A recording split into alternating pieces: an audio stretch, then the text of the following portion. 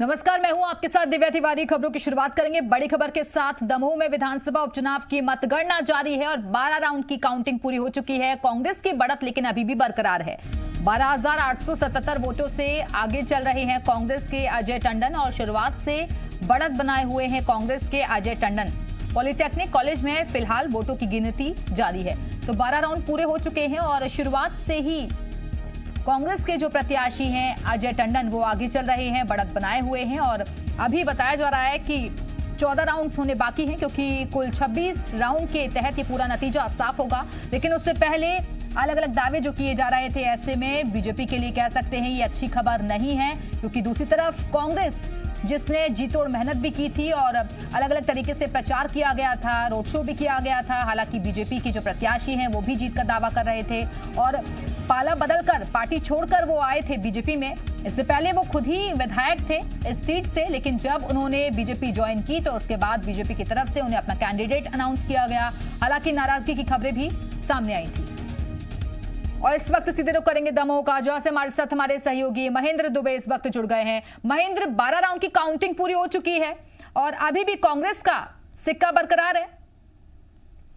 दिव्या, देखिए अभी 13वां राउंड भी कंप्लीट हो गया है और 13वें राउंड के बाद 14,000 वोटों की लीड जो है वो कांग्रेस ने ली है। कुल मिलाकर 14 राउंड के बाद जो स्थिति साफ हुई है उसमें 14,013 वोट ज्यादा लेकर कांग्रेस के अजय टंडन आगे बढ़े हुए हैं और अभी बाकी राउंड आना बाकी है। जैसा कि हम आपको लगातार बता रहे हैं कि 26 फुल राउंड होने हैं, इसके अलावा एक पोस्टल बैलेट की काउंटिंग का राउंड भी होगा। तो अभी बहुत वक्त बाकी है, लेकिन निर्णय जो है वो कि जिस हिसाब से कांग्रेस के प्रत्याशी अजय टंडन बढ़त बनाए हुए हैं, उससे लग रहा है कि माहौल कांग्रेस के पक्ष में ही दिख रहा है। दिव्या, बिल्कुल, तो बड़ी जानकारी महेंद्र आप दे रहे हैं कि 13 राउंड की जो काउंटिंग है वो पूरी हो चुकी है और तकरीबन 13,000 वोटों से फिलहाल जो कांग्रेस के प्रत्याशी हैं वो आगे चल रहे हैं। लेकिन जिस तरीके से अभी हम देख रहे हैं कि कांग्रेस खेमे में तो खुशी होगी और जाहिर तौर पर जश्न भी अंदर खाने चल रहा होगा, लेकिन बीजेपी के लिए ये अच्छा नहीं है। तो क्या इसे माने कि जल्दबाजी में ये फैसला लिया गया या फिर जनता की नब्ज नहीं टटोल पाए?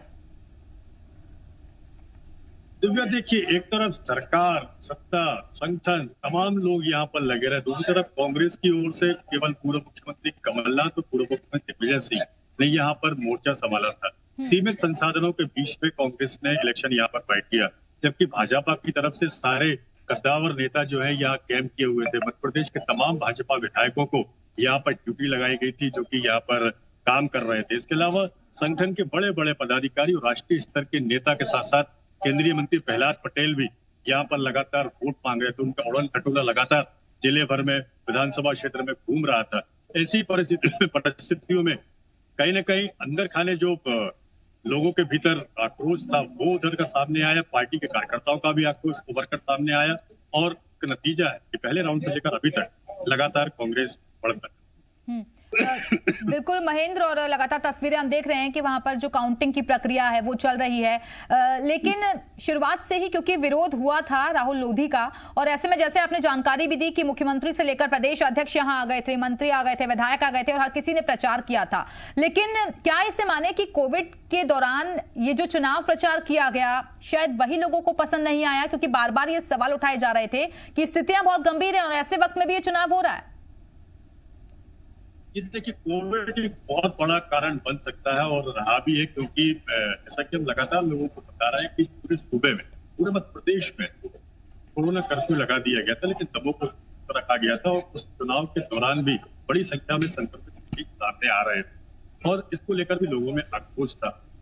स्वास्थ्य सेवाएं बदहाल थी, स्वास्थ्य मंत्री यहाँ पर रुके हुए थे, बावजूद इसके दमोह के जिला अस्पताल में लोगों को बेहतर इलाज नहीं मिल पा रहा था। एक एक करके लोग मौत के मुंह में जा रहे थे। तो ये भी एक बड़ा कारण है और कोरोना को लेकर भी लोगों में काफी आक्रोश रहा है, जिसका फल हो सकता है शायद मतदाता ने वोट डालते वक्त लोगों को, पार्टियों को दिया हो, और ये भी एक बहुत बड़ा कारण हो सकता है। चलिए, फिलहाल बहुत बहुत शुक्रिया आपका महेंद्र, हमारे साथ जुड़ने के लिए, जानकारी देने के लिए। नजर बनाकर रखेगा, हम लगातार आपसे अपडेट्स लेते रहेंगे।